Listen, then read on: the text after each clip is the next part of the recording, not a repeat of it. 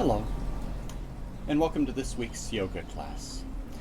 Today's practice we're going to bring a little bit of attention to the balance between Tapas and Santosha. So in the yoga field there's 8 basic limbs of yoga, and the second limb is the niyamas, the observances, and 2 of those are of particular interest to me in today's class, and that is Tapas and Santosha. Tapas means burning effort under all circumstances to achieve your goal. Okay? So in Tapas we're really opening up the throttle, working really hard. Tapas is about the future. The idea between burning effort to achieve a goal implies that the future is the destination. We're trying to get somewhere. We're trying to improve on what is. Okay? The balancing aspect to that is called Santosha, and Santosha translates as contentment. Contentment is all about being in the present moment, being happy with things exactly as they are, being able to take a nap on the hammock even though the dishes need washing, okay? Because there'll always be something that needs to be done, and if you can't disengage and relax into the present moment, then you'll never know true peace. Most people are way too focused on tapas or on santosha. Very few people are able to find that balance. And that balance is ever shifting.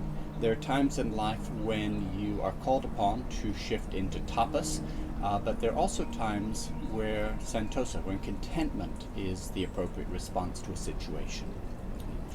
So in today's class, we'll be moving in and out of those 2 energies a little bit, but primarily today, rather than exploring moving back and forth radically, we're going to take a more leisurely approach with trying to find a balance and maintaining that balance throughout the class. So one of my favorite studies on, particularly on heart disease, looked at the primary indicators for whether or not someone is likely to die from a heart attack. And when they looked at all the different risk factors and then tracked people over a period of many years, and then went back and looked at the data to see what were the questions that were the best indicators for whether or not someone's likely to not have, but to actually pass away from a heart attack. And the number 1 question, most accurate question for answering that, turned out not to be whether or not we smoke cigarettes, how much yoga we do every day, what we eat, whether we carry fat on the hips or on the belly. In fact, none of the traditional risk factors you used to hear about on TV all the time made it in the top 3. The number 1 risk factor for heart disease turned out to be joyless striving. Striving turned out to be absolutely fine as long as you enjoyed the striving. It was a combination of striving without joy. And if you translate that into yoga, you get tapas without santosha. The burning effort to achieve your goal, but no contentment, no satisfaction. Okay? And that turns out to be a lethal combination. You see it again and again and again. You'll see it in the gym all the time, where we are working really hard, but there's no enjoyment of the process in the moment. So let's take a moment to get comfortable. Reach the sit bones back, tilt the pelvis forward, and then lift not from the head but from the waist, and at the same time root through the sit bones. See if you can keep a downward pressure through the sit bones even as you lift through the waist. And then from there, draw up 1 vertebra at a time, lifting up through the crown of the head, broaden through the shoulder girdle. Let the shoulder blades draw together and release down the back, but without letting the shoulders scrunch up. Keep the shoulders broad, even as the shoulder blades draw in and down slightly. Close your eyes and bring your attention to your breathing. Notice, where does the breath move more easily, more freer? And notice whether the breath has a tendency to move up into the chest, and if it does, redirect it with the minimum amount of effort. Redirect the breath down deeper into the back or into the abdomen. and allow the chest to become more passive. Slow the breath down slightly. Notice the breath or the rhythm that the body wants to breathe at, and breathe just maybe 5% slower.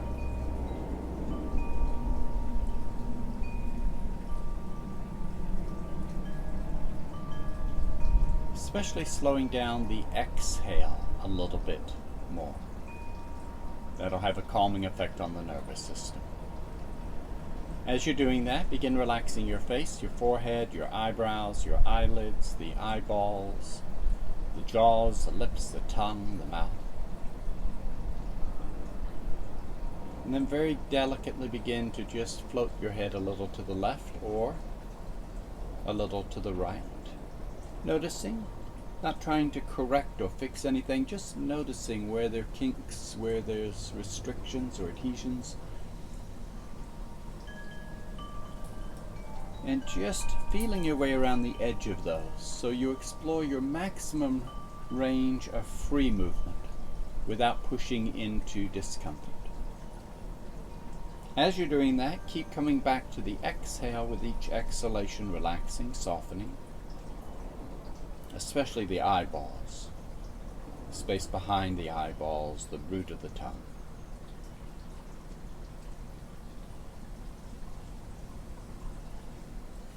Take 4 or 5 more breaths.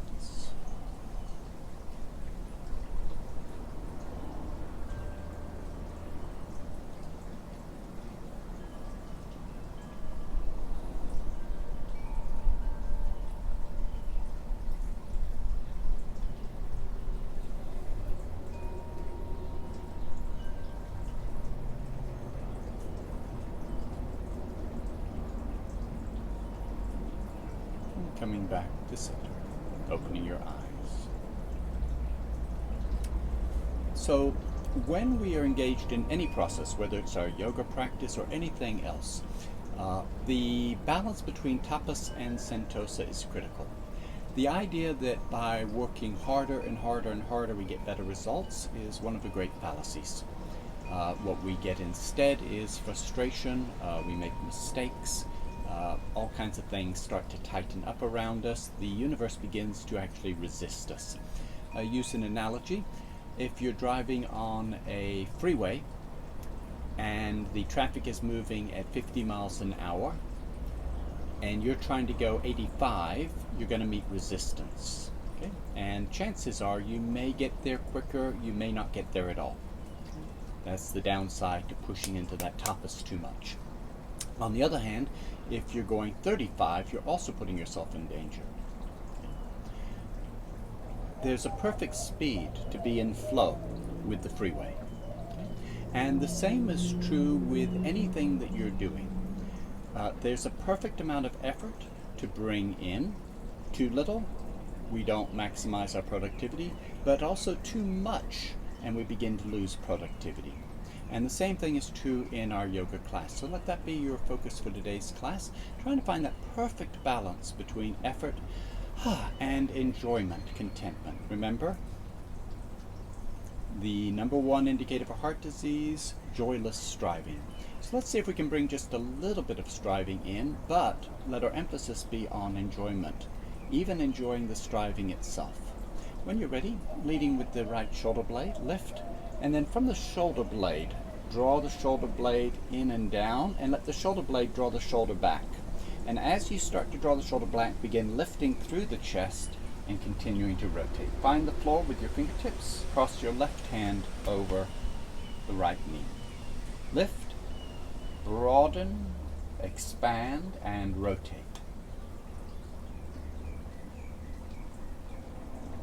And now take 5 or 10 breaths. And try and find that perfect balance. Where you're putting in a little bit of effort, but in order to maximize the pleasure.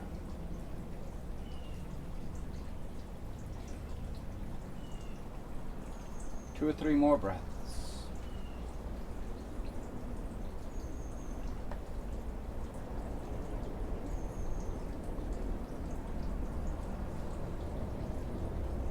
Coming back to center. So the English language can be a little tricky. Words have different connotations to different people. So when I'm talking about pleasure today and Santosha, I'd like for you to think of that in terms of the physical, in terms of actual physical sensation, and same with effort. So we could, if you're working really hard, you could say, oh, I'm finding pleasure in this, but it's a pleasure of anticipating how you're going to feel tomorrow, anticipating the rewards, some future rewards. What I'm talking about is present moment enjoyment of the physical aspects of the pose.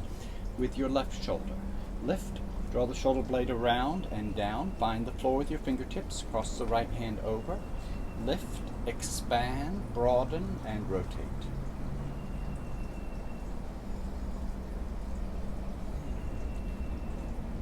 Bringing in just the right amount of tapas in order to maximize pleasure. And then breathing into that 5 or 6 or 7 more breaths.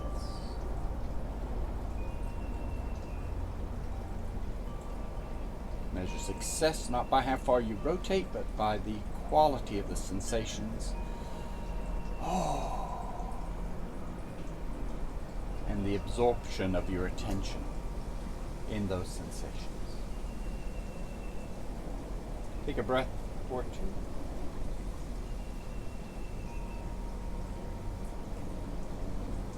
Coming back to center. Circle with the ribs. Try to minimize any movement of the head. Maximize the movement of the rib cage.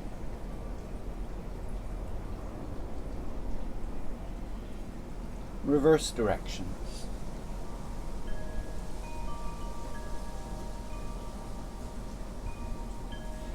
Roll out the shoulders, and especially the shoulder blades.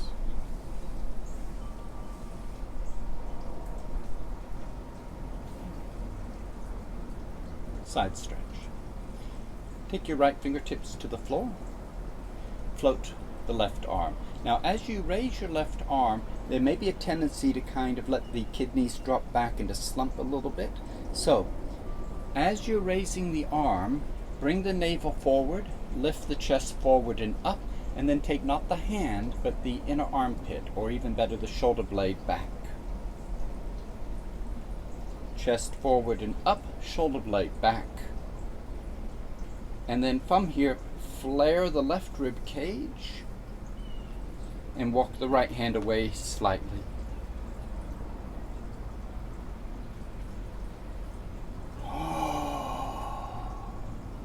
And then just kind of notice and ask yourself, are you putting forth too little or too much effort? Where's that perfect balance point where you can focus on contentment? On being in the present moment and enjoying where you are, even as you're working a little bit. 2 or 3 breaths.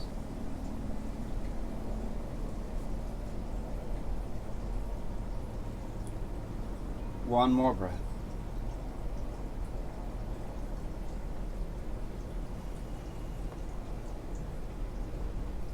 Coming back to center.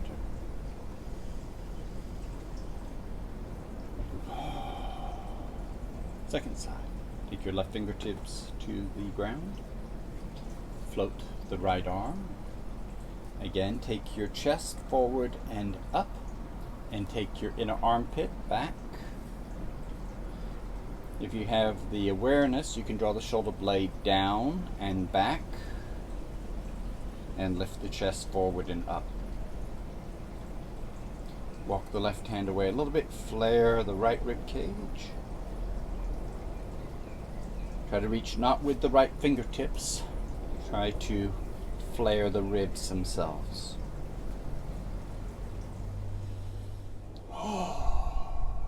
And then try to feel that balance. For most people, the greater tendency will be to try a little bit too hard, where the effort begins to tighten down and restrict the ability to find Santosha, to find contentment. So keep your focus on contentment even as you're working. And then breathe into that and see if you can enjoy the work for itself. Not for some future anticipated reward, but the actual experience of working a little bit. Take a breath or two.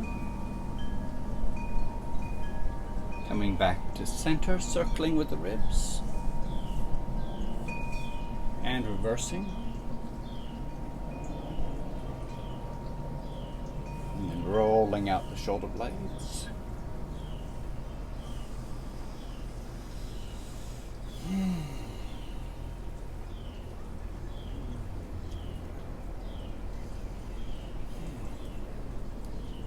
So the Lakota Sioux had an idea that I loved, that the warrior, when moving through life, spends 5% of the time looking to the future, lest he wander aimlessly and never arrive. 5% of the time looking to the past, lest he forget where he comes from and who he is. 90% of the time on where he's putting his foot. That being in the present moment. Okay? So as we're working with our poses, it's okay to have an idea of what a long-term goal is. Okay? But we need to really make sure that 90%, maybe 99% when we're practicing yoga, is about contentment. And that long-term goal of wanting to be able to touch your toes or wanting to be able to climb stairs at home as you get older, that long-term goal doesn't go away. It's still there. You don't have to hold on to it tightly. It'll be there floating in the background. The hard part is to keep your focus on in the moment, present contentment in the moment. Okay. Let's come up onto our knees. Camel. Place your knees hip width, lifting upright, and then we'll do twisted camel. Take your hips forward slightly and lift the chest up. Take your right shoulder blade, draw it around behind you and down, and then with your fingertips either press into the pelvis or the thigh, or you can reach for your heel. With the left arm, float the arm overhead. Take your chest forward and up. Take the inner armpit back. Flare and open, and then breathing into this.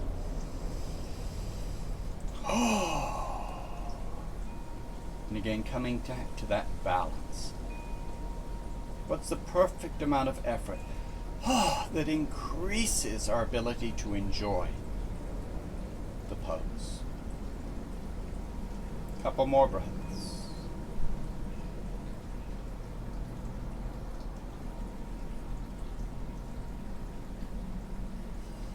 And coming back up. Quarter turn to the left. Take the left hand behind you. Draw the left shoulder blade in and down. Hand on sacrum, on the thigh, or on the heel. Float the right arm. Hips forward and chest lifting. Draw the left shoulder blade in and down, and then focus on the right shoulder, bringing the shoulder blade and shoulder back. The hips forward, the chest forward and up.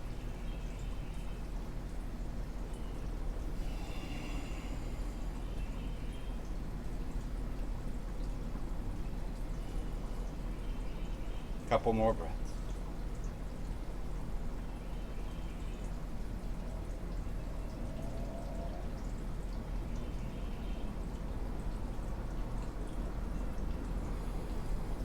Coming down to table, cat-cow.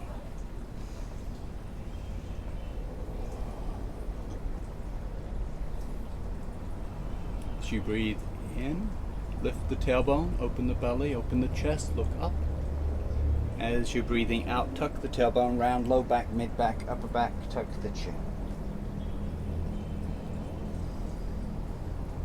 Let the movement roll through the spine from the tailbone all the way up, finishing with the movement of the head like a wave.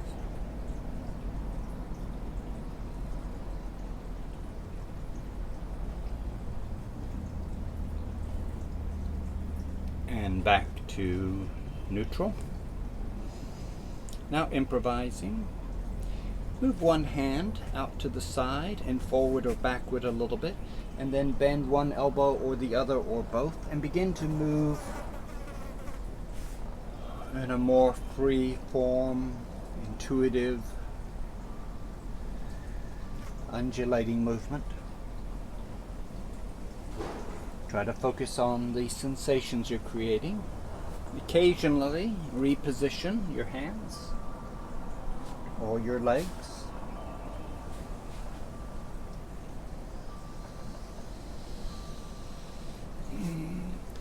Shift your focus away from the movement and instead focus on the sensation, feeling what's happening. Moving away from discomfort, trying to move more deeply into pleasant sensations.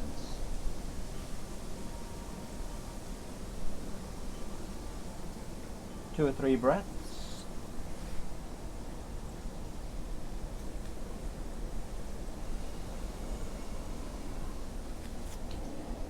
Couple of regular cat-cows.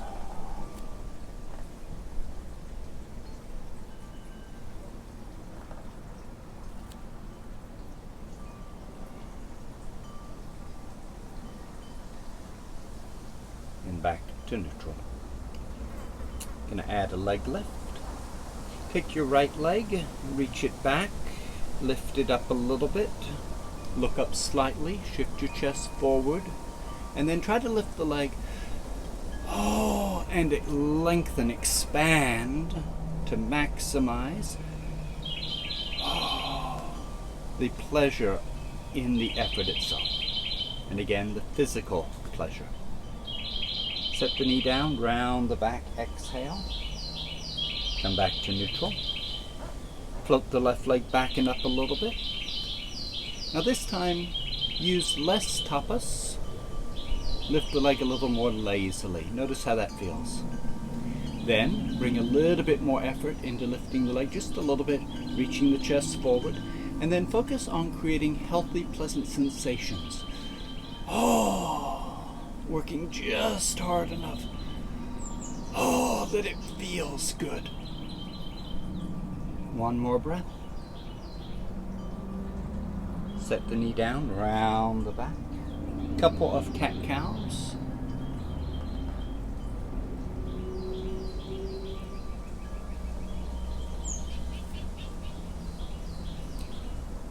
Back to neutral. Add a leg lift. Float the right leg and then float the left arm. Emphasize extension and then lifting not the hand but the shoulder blade. Not the heel but the thigh. If you're having trouble with balance, keep your hand close to the floor or use the hand to steady yourself. And if you're feeling stable, curl towards fetal and touch the left elbow to the right knee. Expand and lift. Two more times.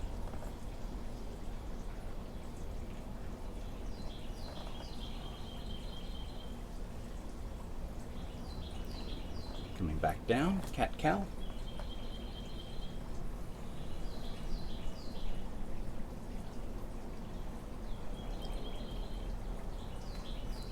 Back to table.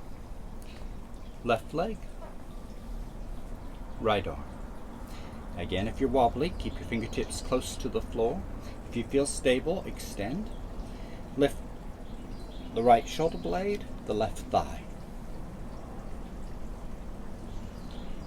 On an exhale, curl into fetal, expand and lift on the inhale. Two more times. One more time.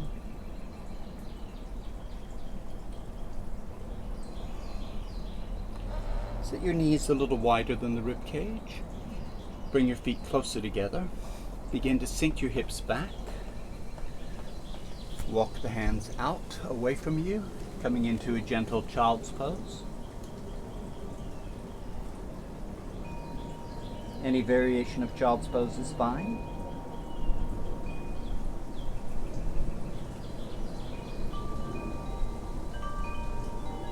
See if you can practice breathing into the back of the lungs. Upper back, mid back, low back, and then into the belly.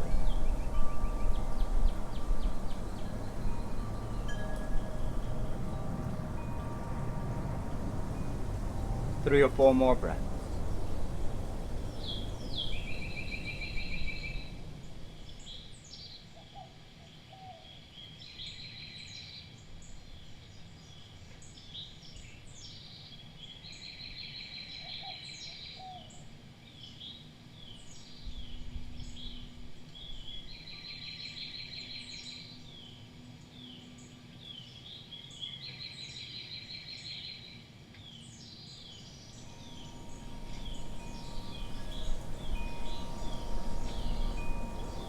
Back to table.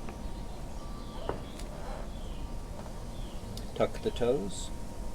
Walk the hands in close. Lift your knees. Coming up into a standing forward bend. Your knees can be bent a little, and you can support weight with your hands on your thighs. If you prefer, you can hang into a deeper stretch and lean into it.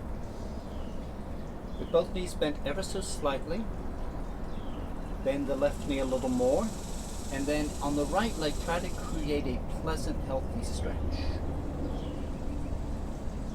Do that by lifting the tailbone. And then switch sides. Go side to side, moving the stretch from one leg to the other.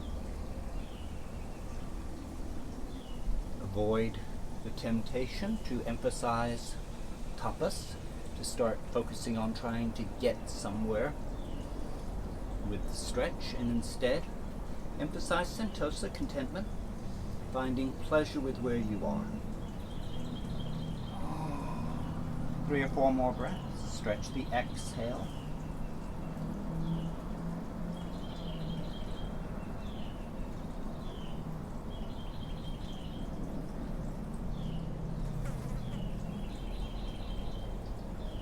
Balance the stretch evenly between both legs. Take another breath or two. And then when you're ready, roll up, let the knees buckle, stack the vertebrae. Tadasana. Feet hip width, outer edges parallel. Anchor the big toes, flare little toes wide. If you remember from last week, root through the arches, lift and spiral the legs, lift the pelvic floor, firm the abdomen, float the chest, bring the base of the throat back, lengthen the back of the neck.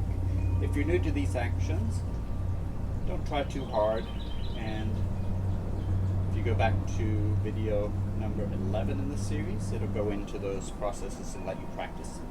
For now though, float the arms overhead. Now as you take your shoulders back, don't let the belly come forward.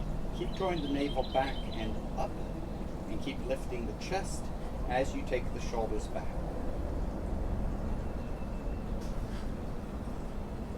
On your next exhale, come down into a supported forward bend, and then if that's too easy, go into a full forward bend. If you have any back issues or hamstring injuries, just stay at this level. When you're ready, on an inhale, roll up, buckle the knees, stack the vertebra, adjust the arches, the legs, lift the pelvic floor, draw the abdomen in and up, lift the chest, shoulders back, and then back to prayer. If you're new to these actions, move as slowly as you need to.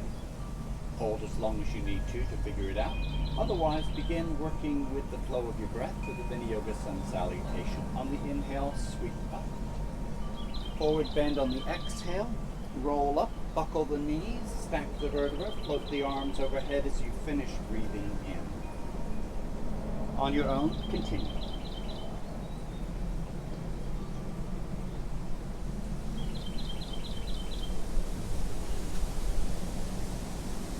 One more repetition. Hold the overhead stretch.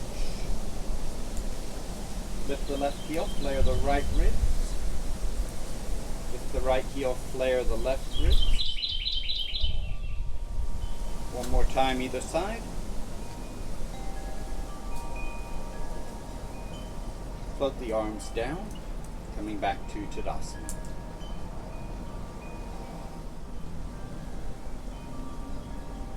Let's try that again. And this time we'll emphasize, or we'll shift between Tapas and Santosha. On the overhead stretch, emphasize Tapas slightly. On the forward bend, emphasize Santosha contentment. Float the arms overhead. Work the overhead stretch just a little bit, but without losing your sense of pleasure. And then on the exhale, really relaxing, surrendering, letting go. And then on your own, continue. Rolling up and then bringing up the effort a little bit. And then relaxing into the forward bend. 4 or 5 more repetitions.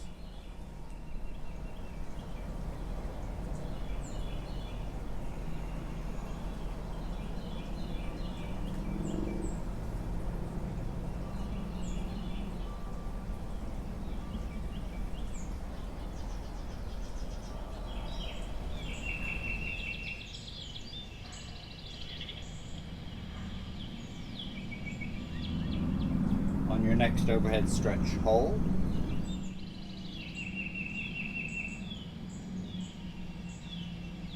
Coming back to prayer. Trikonasana. Stepping your feet wide. The width of the feet is important, but it isn't a universal set piece. It revolves around the freedom of the hips. If you go too wide, your hips lock up and you lose your ability to wiggle or move your hips or swing them. So experiment. Go a little wider, a little closer until you get your maximum width of the feet that still permits the hips the freedom to move side to side. Then turn your left foot out at 90 degrees. Lift the right heel, take it back, set it down so that back foot is turned in at about 30 degrees.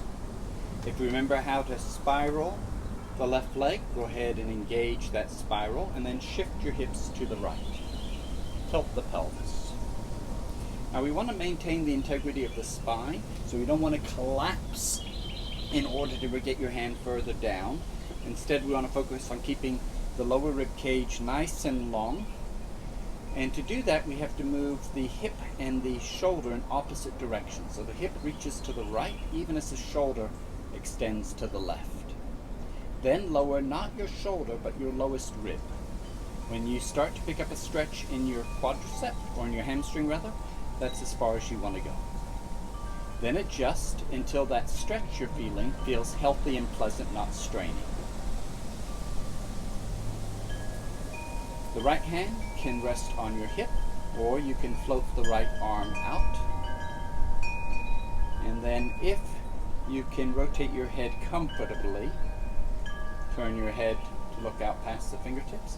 For a lot of people, that's going to cause some neck issues. If you remember the Jalandhara Bandha, the neck, the chest lifting, bringing the base of the throat back, lengthening back the neck, that may help some people with that rotation. If you can't find a position that feels healthy for the neck, just look in a neutral direction.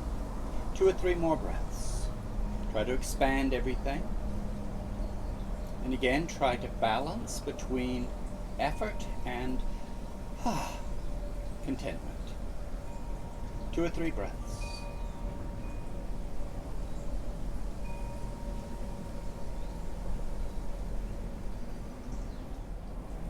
Switching sides. Turn the right foot out, turn the left foot in. Spiral the right leg, shift your hips to the left. Tilt the pelvis. Lengthen the lower rib cage. Draw the shoulders back, open the heart. Left hand on the hip, or if you prefer, float the left arm out. And then try to bring your chest towards your chin, bring the throat back, lengthen the back of the neck, and then see if you can rotate your head without causing discomfort. It's important to keep the neck healthy. A lot of injuries from this pose in the neck. So if it doesn't feel right, just find a position for your head that works for you, maybe looking at the floor. Smooth out and steady the breath. And then explore spiraling, the arches, the spirals, the bandhas, but without too much tapas. Finding just that right balance where we use effort to increase our enjoyment of the pose.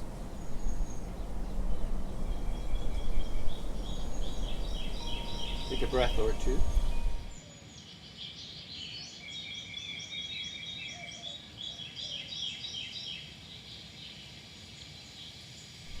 Coming up, turning your feet pigeon toed, and then releasing into a forward bend. You can either support with your hands on your thighs, or if you prefer, release and hang into a deeper stretch. Bend the left knee, and then lean left or right, and then bend the right knee, lean left or right. And then just feeling your way around.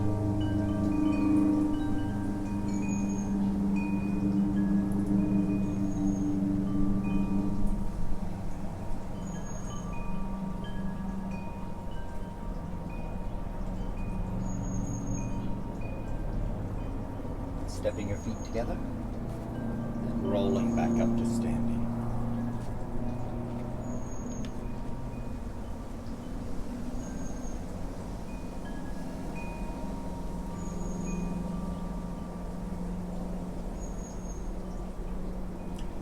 Balance poses provide their own particular challenge when it comes to that balance between Tapas and Santosha, because failure is so clearly visible in a balanced pose, or at least what most people consider failure, and that is putting your foot down.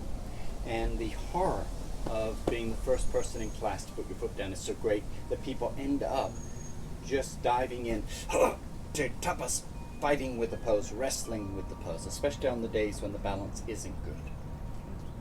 So what we want to do is to really focus on Santosha, on contentment, and contentment with whatever is. So if you watch, on the days when balance is steady and effortless, being happy with that. And on the days when you're falling, as you're falling, being happy with that. Finding contentment even in the effort. When you're ready, on the right foot, spread the toes wide, shift your weight to the right, bring the left heel either to the calf or bring the heel up to the groin. Float the arms out. If you want more challenge, float the arms overhead. If that's still too easy, you could try closing your eyes. If you start to wobble, don't fight, just relax. And if, as you relax, you lose your balance, step out. Come back, spread the toes, shift the weight, and come back up again. Learning how to stay engaged with the process without getting frustrated and without trying too hard. Anytime you fall, come back to center, come back up. 2 or 3 breaths on the first side.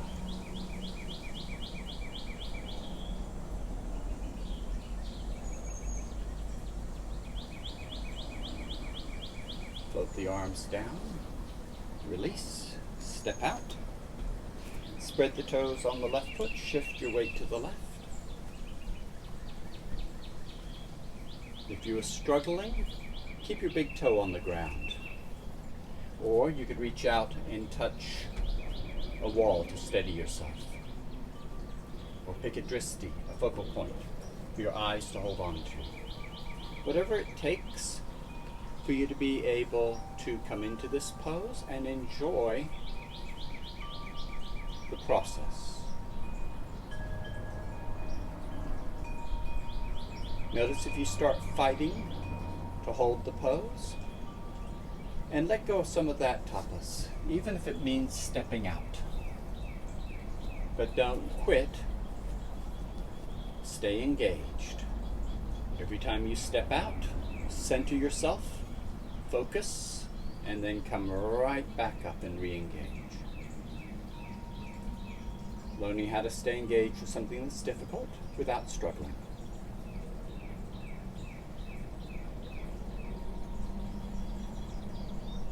Two or three breaths. Be working next with a back roll. Take your blanket. If you have a roller, you can use that. If not, take your blanket and then roll it as tight as you can from one edge towards the other. If the roller is too intense, you can unroll the blanket. If it's too easy, roll it up more. Got a video on how to make your own back roll and also how to use your back roll. So if you need to, you can always watch that video. I'm going to start with the roller underneath my shoulders. Arms extended. If my neck doesn't feel safe, I can support with my hands under my head, or I can fold up a blanket or put a pillow under my head to take the weight. On the other hand, if it feels better to extend the arms and let the head release all the way, that's fine. In this position, we want to shift the balance into more Santosha. Gravity will do all the work for you. All you have to do is get out of the way. And we do that by relaxing, by letting go, letting the muscles release. Every 5 or 10 breaths, you're going to reposition. To do that, you bend the knees, lift the hips off the ground slightly, and then with your legs push yourself over the roller 1 inch, set the hips down, and you should feel the roller shift towards your tailbone, 1 or maybe 2 vertebrae.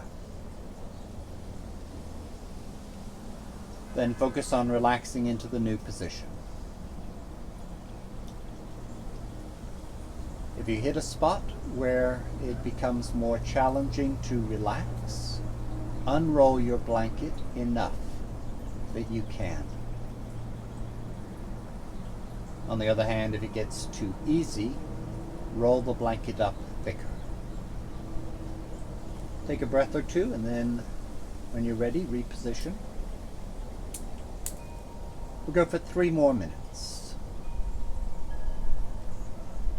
Slowly working your way down the length of your spine, 1 vertebra at a time.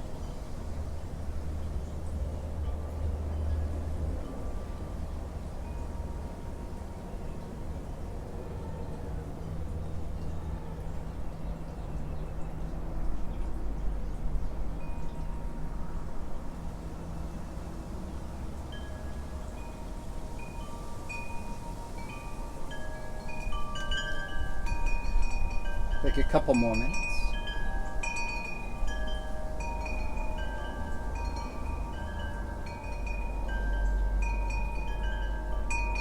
If you finished a little early, go back to a favorite spot.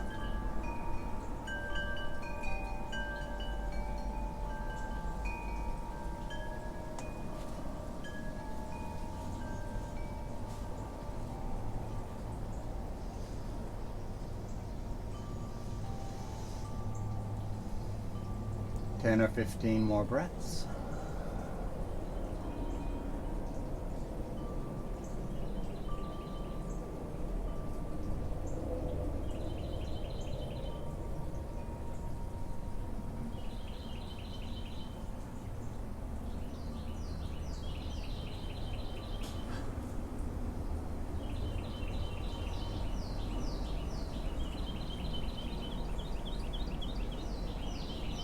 And the roller gets all the way down the back, closer to the hips.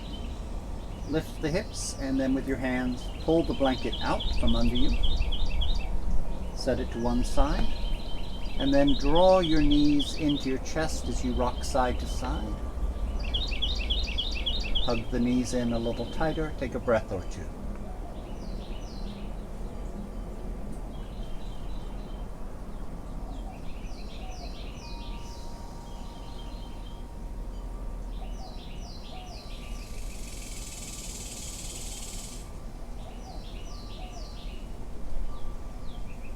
We'll come on to our hands and knees in just a moment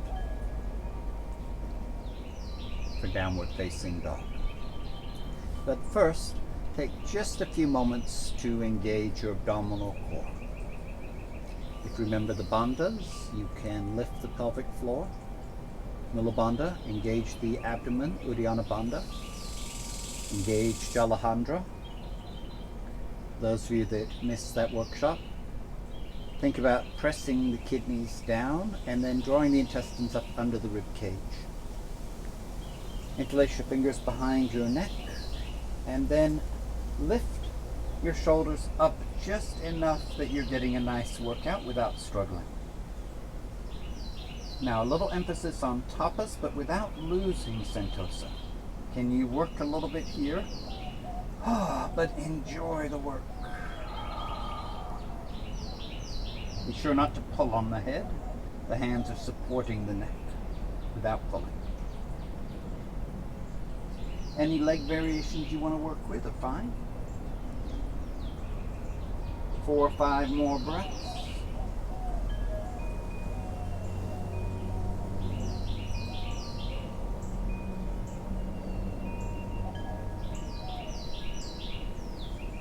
Take a breath or two.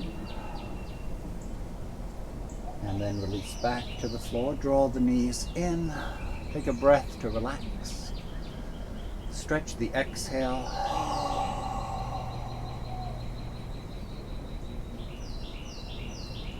Coming to table, hands and knees.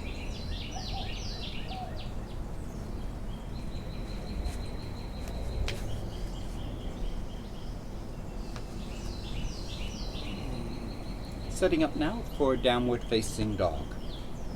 Hands wide. A little bit wider than the shoulders if possible. And then take your little fingers, turn them out to the side, and then as you rotate your hand, drag the little finger until the middle finger points straight ahead. Then reach the index finger in, reach the thumb in. Do that on both hands so that the skin between your fingers is stretching. Now root through the knuckle of the index finger. And as you do that, try to rotate the upper arm the opposite direction. One way to do that, if you're new to this, is bend the elbows slightly. Try to bring the elbows towards your knees without letting the weight come out of that knuckle of the index finger. Push down through the index finger, the knuckle, and rotate the elbows in. Then, without losing that, straighten the arms a little bit and lift the knees a little bit. Try and reestablish that spiral in the arms, and then take it with you into downward facing dog.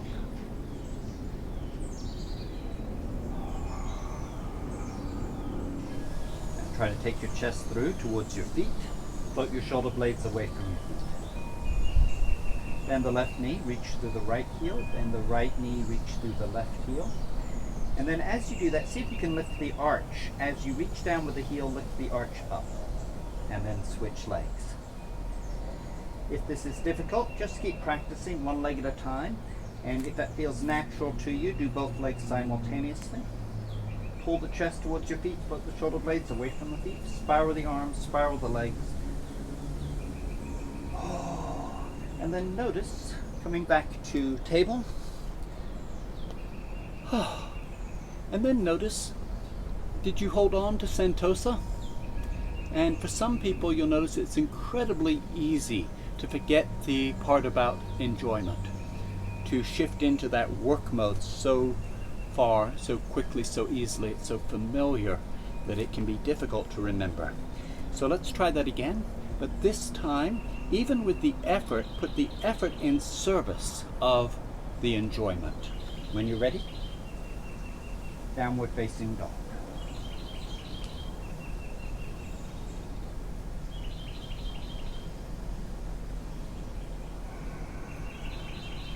Three or four more breaths.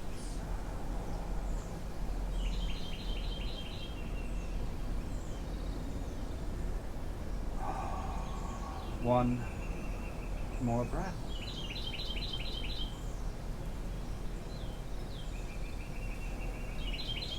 And then Cobra.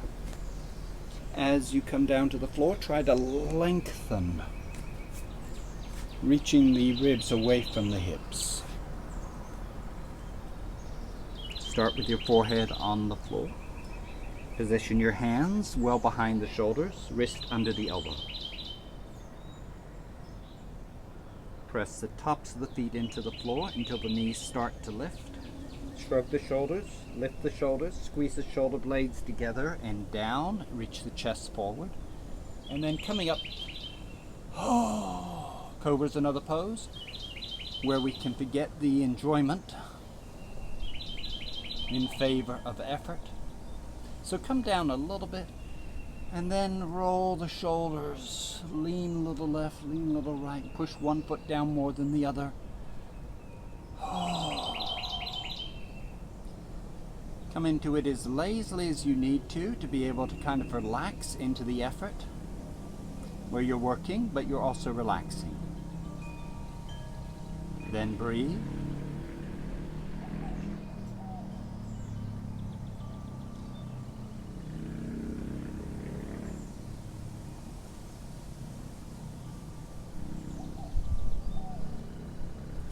And then begin to work a little bit more strongly. Take a breath or two or three.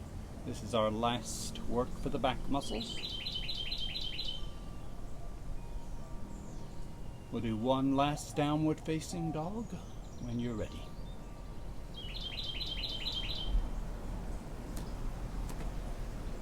Reach the hips away. Lift the tailbone up, reach the heels down, lift the arches. So the arches, the quadriceps, the kneecaps, and the tailbone are lifting. And the heels rooting down into the earth. If you're new to those actions, it may take a few weeks or months to take that into muscle memory. In the meantime, focus on enjoyment. 2 or 3 breaths. This is our last work for the class.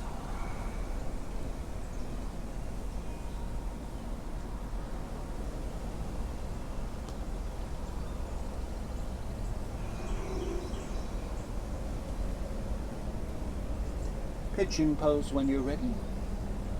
Bring the right knee forward. Slide the left leg back. If you want less stretch, move the left leg to the left and forward. If you want more stretch, walk the left leg back and to the right. Start with a gentle stretch. On a scale of 1 to 10, try and find a 1. And then notice, how does your body respond? Does it tighten? Is there a particular muscle or a little fascia that starts to grip? And if so, back off even further. Keep backing away until you can really find contentment. Try and find a position where you are getting a stretch, but you could almost fall asleep. Now, over time, the muscles and the fascia will begin to trust that this is not unsafe. And when that happens, they'll begin to soften, to relax, to release. And at that point, you can choose whether just to continue relaxing where you are, or perhaps to work your way a little deeper. Be careful though, when the muscles relax, that's not an invitation to abuse or take advantage of that. Otherwise, they'll stop trusting you over time. You can shift your hips a little to the left or to the right. Or you can lean your shoulders left or right, or reposition your arms. 5 or 10 breaths. Stretch the exhale.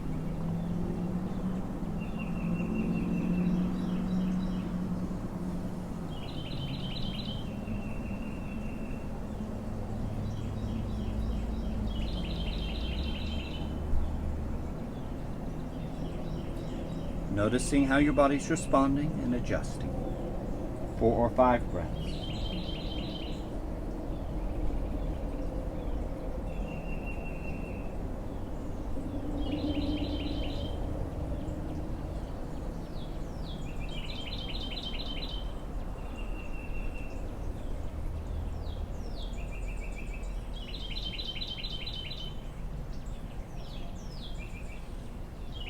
One more breath. Coming up into down dog. You won't hold though. 2 or 3 breaths. If you have any unused energy, try and really work the pose for a couple more breaths. When you're ready, we'll be bringing the left knee through.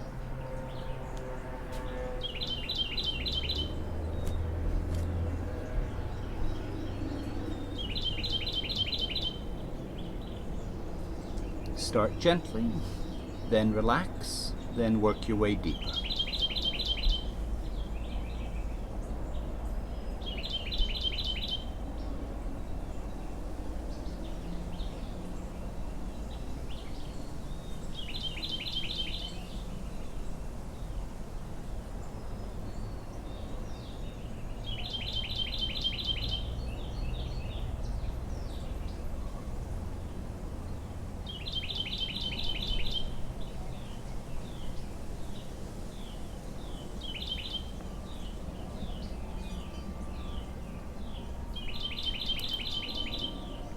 Five or 6 or 7 more breaths on the second side.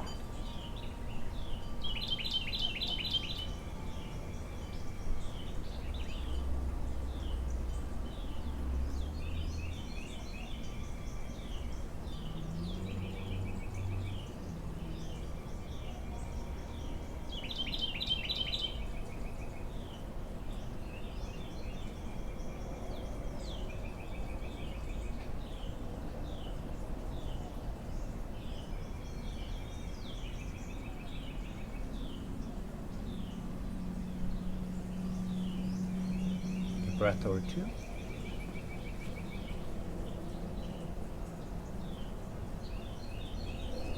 Coming onto your back for spinal twist.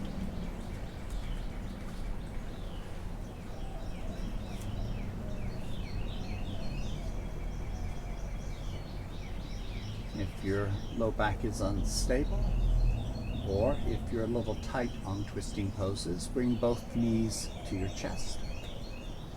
On the other hand, if twisting is easy for you and safe, straighten the left leg and just bring the right knee in. So either both knees or just the right knee. Then roll your whole body, especially your chest and shoulders, roll over onto your left shoulder and keep rotating until your knee or knees touch the floor. With your left hand, anchor the top knee. With your right hand, reach away and then up and then out, turning your head to follow. Use the weight of the right arm to create torque in the spine. Find a position where your shoulder is comfortable and happy. Try moving higher or a little lower. Try rotating the arm one direction or the other, or bending the elbow. If you can't find a position that feels comfortable for the shoulder, put your hand on your forehead or put your hand over the heart. Then focus on breathing with a complete breath. Breathe into the back, into the belly, into the ribs, the chest, and the shoulders. Allow the shoulder to rise a little as you finish breathing in. Stretch the exhale into a sigh. And as you relax, let yourself settle into the twist.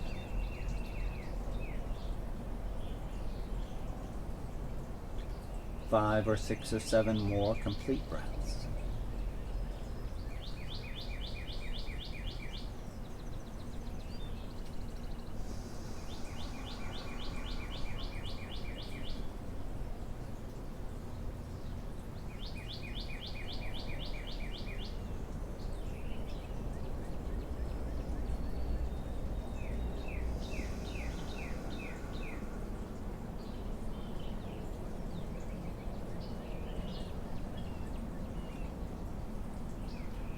Couple more breaths on the first side.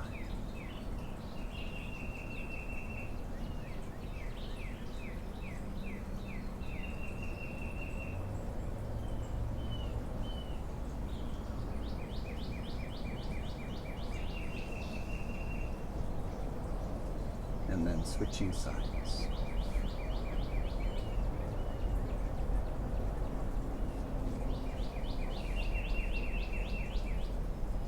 Coming back to center, and either bring both knees, or for more deep twist, just bring your left knee in.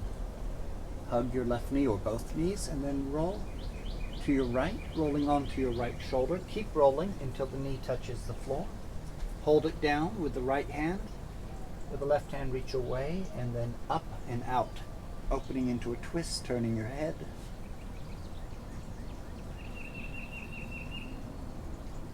Make sure that everything feels okay. If it doesn't, reposition, adjust, experiment.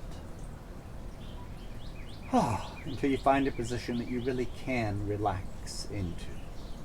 Then turn your attention to breathing with a complete breath. Breathing into the upper back, mid back, low back, belly, and then finishing by breathing into the ribs, chest, and shoulders.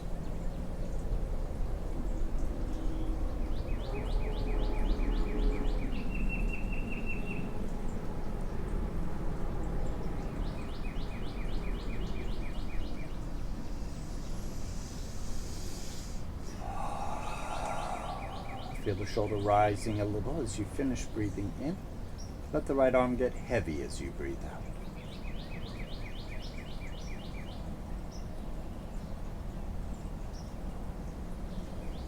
3 or 4 more breaths.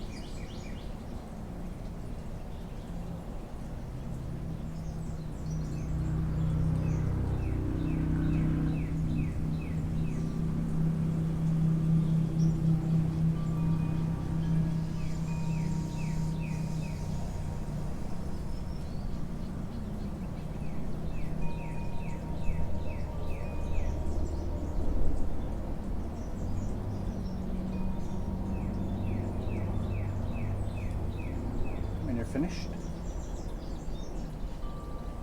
Come back to center, hug both knees, rock side to side.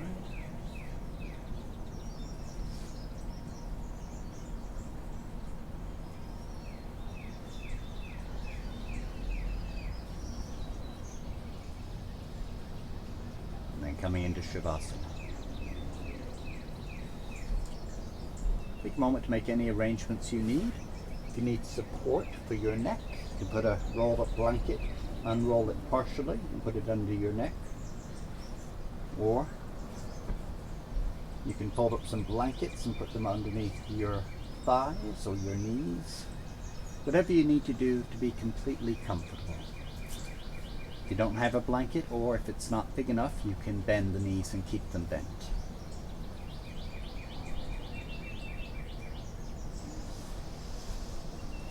Check your body for expansiveness, symmetry, but above all for comfort.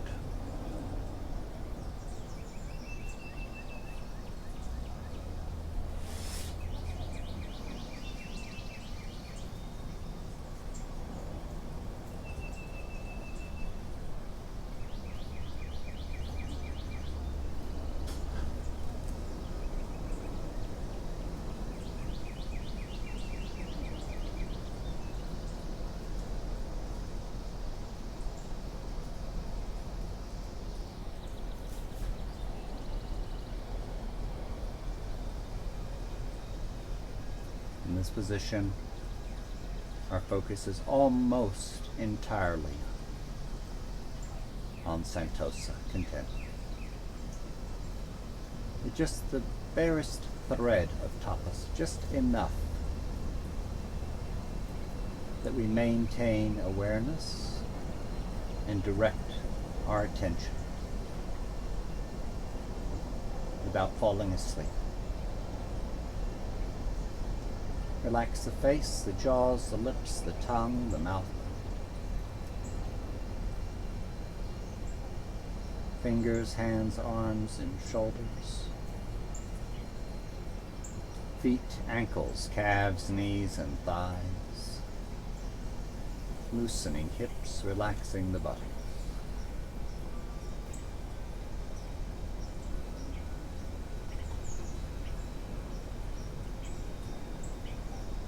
Low back, the belly, the kidneys, the ribs, chest, the shoulders.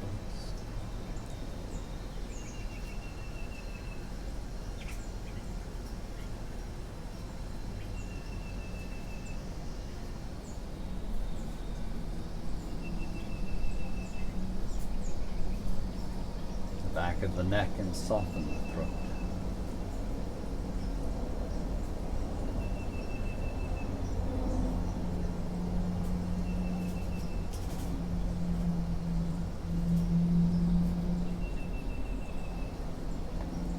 The jaws, the lips, the tongue, the mouth.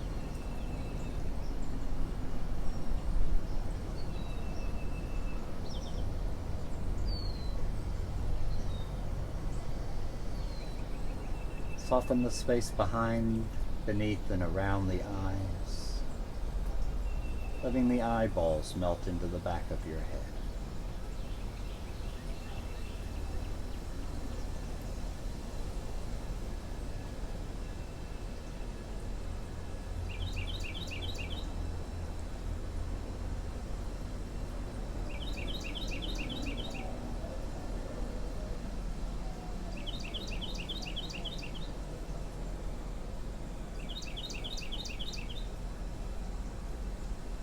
The eyelids, the eyebrows, the forehead, the temples soft and hollow,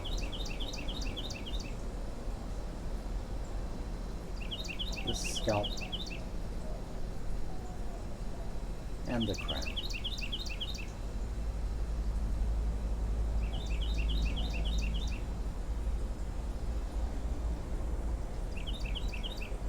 And then place your attention gently on the breathing. Smooth, fluid, natural,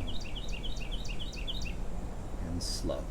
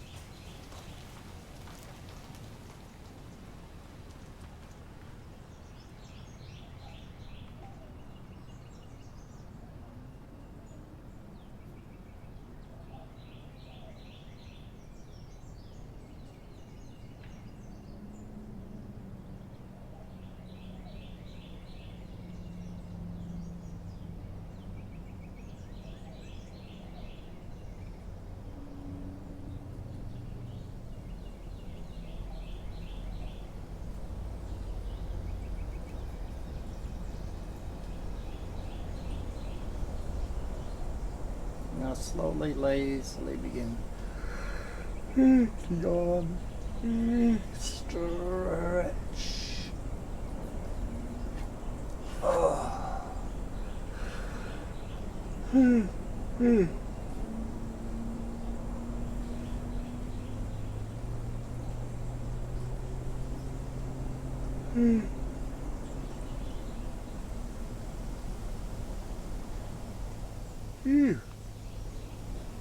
Roll to one side and push up to a comfortable seated position.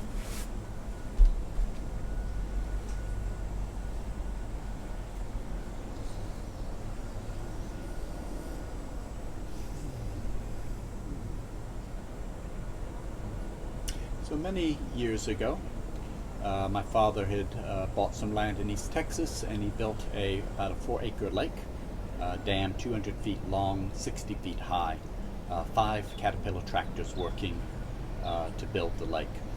And the clay from the dam came from one side of the hill that actually expanded, made the lake a little bit bigger. They pushed one side of a hill across to make the dam, and what was left was this orange, marred, steeply sloped surface, and The first time it rained, gullies went right down the side, taking orange clay into the water, turning it orange. So my dad embarked on a massive campaign planting periwinkle to try and stabilize this large area of orange clay. My brother, who was much older than me, was appalled at the amount of effort. We were out there in the sun in August, planting and watering for days and days and days, and then it became a struggle just to keep the plants alive, and my brother didn't want to participate, and I was a little bit annoyed with him, and I asked him why he wasn't helping out, and he said, well, it's a waste of time. He says nature will take care of it without any effort. And after about 2 weeks, we finally gave in to the inevitable. We couldn't keep up with the watering in August. We couldn't keep the plants alive. They all died. And about a year and a half later, some baby little pine trees managed to punch through the clay. And then over the next few years, they dropped pine straw. And within about 3 years, other plants started growing. And now it's a beautiful pine forest going down the side of the slope. And you never even know there's a problem. And it happened with very, very little effort on our part. And so one of the things I learned from that and many other experiences like it is that there is a smart way to engage. There's a perfect amount of effort where you're working in flow with the universe as opposed to going against the flow. Probably the best expression of this in a book or in a person is a Japanese farmer who wrote a book, One Straw Revolution, which was popular back in the 90s. Beautiful little book, even if you don't care about farming. Which I'm not. I don't consider myself a farmer. No plans to be a farmer, but I still loved the book because he talked about finding that balance at a perfect amount of effort. He called it a lazy man's way of farming. What he meant was that not lazy, it was to do the minimum amount. They got the maximum results. And he is one of the pioneers that's kind of revolutionized our thinking about how to farm and agriculture. It's a wonderful little book if you ever have a chance, One Straw Revolution. I'd like to thank you for joining me, and I look forward to seeing you again soon. Bringing your hands together over the heart.